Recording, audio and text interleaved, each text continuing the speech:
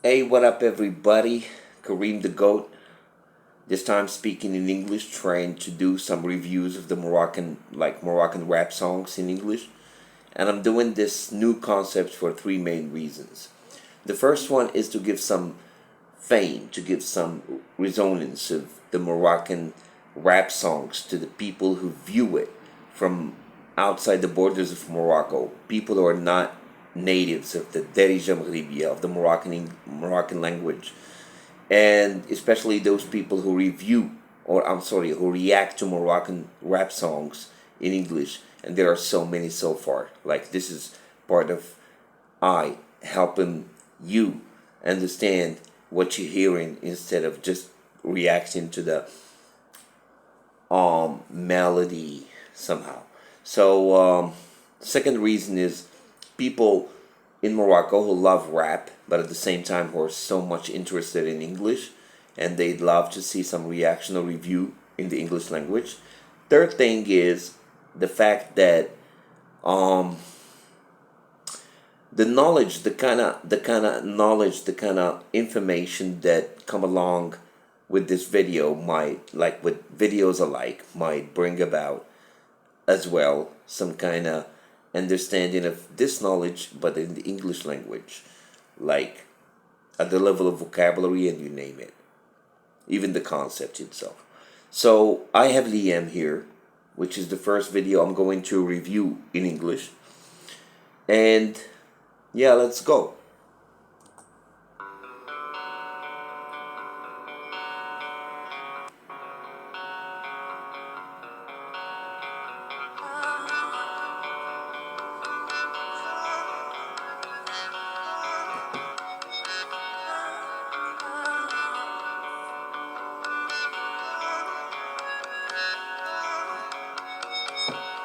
يو روبو في الويست ولدو صافي كنعيش غي دوري دماغي طافي ساهي في الموري وكاسي ما كافي مكرمي وفي جنابي شعلة العوافي. Okay, Robo في West. This is a reference to the American series Westworld, and he is saying that he here is living calmly, like living within his head, while his head is being off. Just being watchful of the watch of the clock that is in front of him, counting the time and considering that there is not enough liquor in his cup so that he might kill the time with it. And I look calm in my countenance, but when it comes to the inside of me, it's burning and it's on fire because I'm not really satisfied with the kind of life I'm living, the kind of circumstances Moroccans are living through.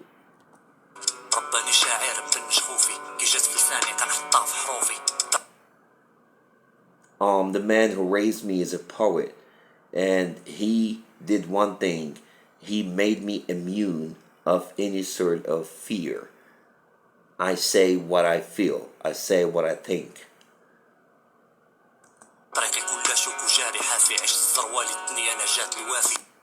All my path is full of thistles, things that might pick me and hurt my feet, but I still walk barefooted because I don't give a fuck.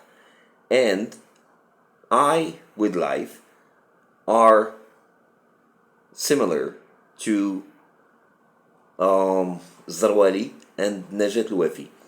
Zarwali, both of these people are Moroccan actors.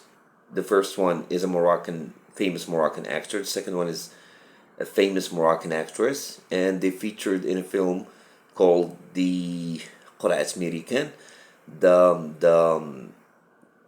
The story is about Zarwali, who lives poorly, who is not a modern guy and not the one that might be appealing to females as a male. And he got the chance for having a green card and immigrate to the United States. And the game goes in Morocco that when you do that, when somebody gets like that possibility, they just look for some partner to pay the fees, like all the fees of the file, the consulate shit, like the all the travel expenses, whatever you name it, the expenditure is all on the second part who would benefit as a spouse and go with the nominee or the one who succeeded to get that green card and go with him to the United States. So Lyam was the female-ish type of girl who was playing the role, and who after failing to get the visa, she would try to get rid of him by divorcing herself of him, but he would refuse to do so. So it's a kind of metaphor. It's a kind of like simile. This is quadruple. Yeah.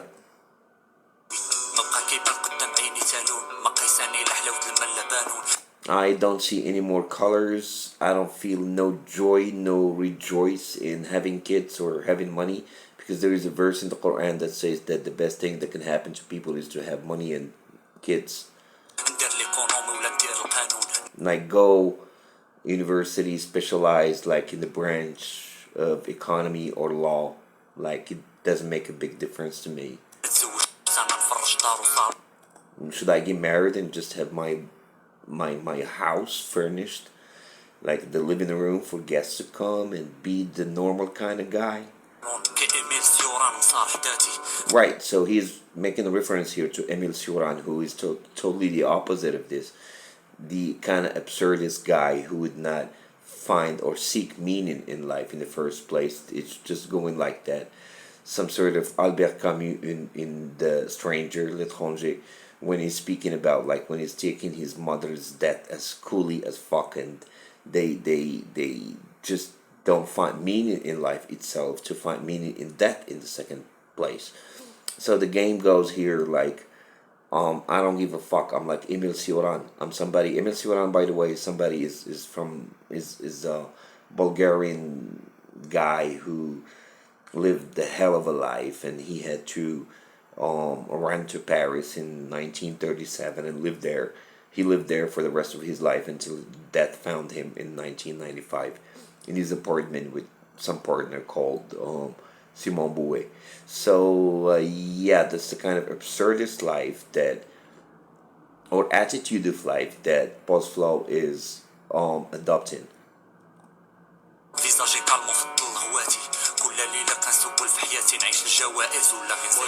Like every night I'm questioning myself, should I go seek trophies or just like keep drinking every night, like live my own Emil Cioran experience of absurdism.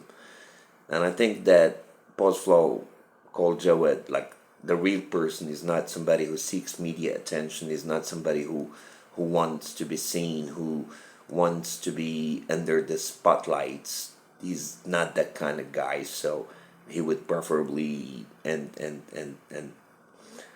eventually end up continuing on the same track, which is like living on his own and drinking his heart out and his brain out and just rapping. The refrain.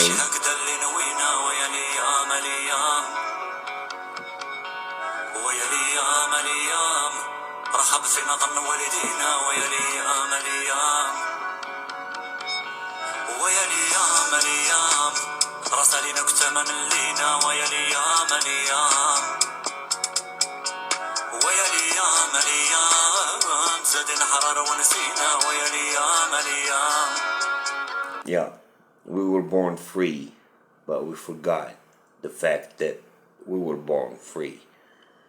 We never satisfied like the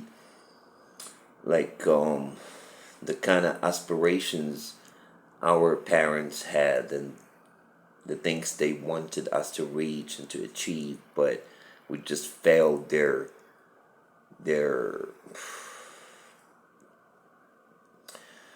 love, their, I don't know, sympathy with the fact that with the kids, they are parents and they would love us to be the best.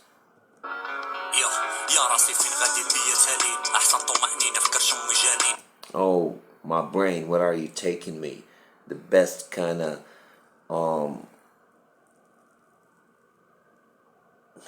the best kind of um, self I don't know, I don't find the word, you know, when you feel so, oh, the best security, that's the word that might go with this. The best secure place in the world was my mother's tomb, like where when we are just a fetus, a genin, a fetus, like that's where I found resort, not in Lenin or Stalin, because these two figures who were part of the history of the Soviet Union since the Bolshevik Revolution in 1917, and the Lenin life for 7 years as a ruler, the governor, the orchestra man, the orchestra chief of the Soviet Union transition from the Tsar regime to the communist regime. And here we're talking about the fact that after Lenin comes Stalin from 1924, who was no more like Fidel, no more faithful to the idea that brought the Soviet Union together in 1917, which is like propagating and advocating the idea or the ideology of Marxism and communism as portrayed in the Communist Manifesto by Engels and Karl Marx in 1848. So this guy was torn at the university as a Marxist between these two regimes, and he never found comfort in either one of them. He found comfort in his mother's, as much as he found comfort in his mother's womb. Yeah, womb. I earlier said tomb. No, tomb is القبر. No, I'm sorry. Womb, I mean.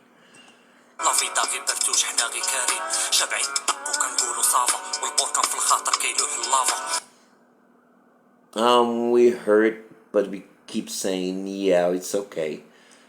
Like a volcano that stores so much lava before it explodes. That's how Zarathustra spoke. Thus spoke Zarathustra by Nietzsche. And the game here is, again, a reference to some sort of nihilism this time, not even absurdism. Nihilism in the fact that Zarathustra is the personal, like the character who always spoke wisdom and who announced the death of God as Nietzsche himself, Nietzsche's philosophy itself portrays in its like biggest credentials. So that's the game. Like Postflow again is making reference to a very famous nihilist, absurdist type of ideology, and he will even prove it further.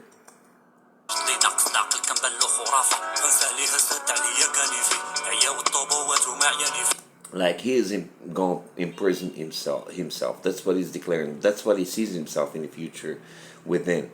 The fact that he is enclosed, he imprisons his own self just to, I don't know, because here there's a reference to those tubes, little tubes he used to sniff cocaine, and saying that the tubes got tired while my nose hasn't.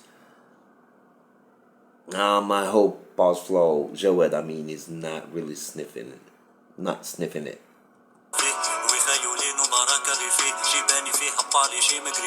That was part of in Tamazirt. I couldn't explain.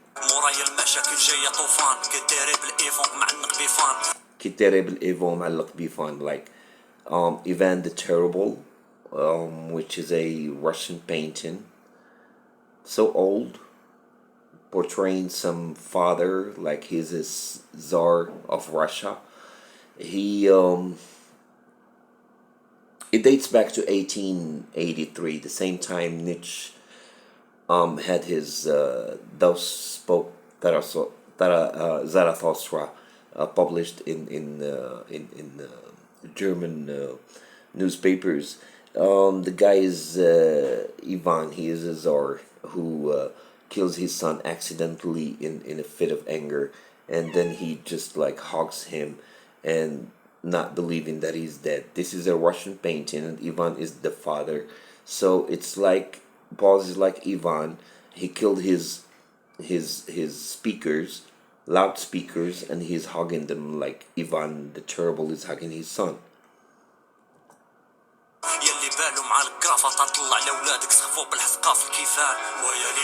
Like people who pay too much attention to the appearance. Yo, man, be more cautious about your kids who are dying out of hunger in those caves, those like outcasts. So that's the important thing. Survival, not being aesthetically good looking. Yeah. The refrain. That's not what we meant. Our parents were disappointed in us. We're done with weed. We're done with it. Fed up.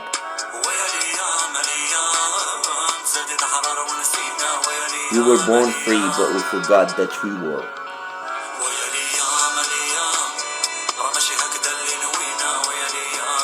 Yeah, I think it's a beautiful song. Hope you've enjoyed it. Hope you've enjoyed it. And yeah. Any help? I'm here. So peace. That was the game. The first review in English. Lyam. I will pick like you comment in the comment section. You leave a suggestion about the next song you want me to review in English. Peace and Afro Greece.